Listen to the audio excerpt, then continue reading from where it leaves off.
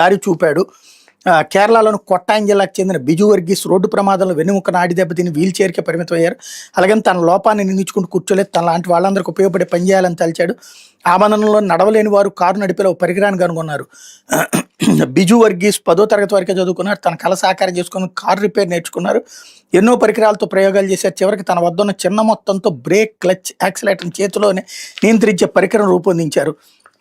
దీంతో automotive research association of India ఆమోదం లభించింది. ఆ పరికరాన్ని ఇంకా సౌకర్యవంతంగా మార్చింది.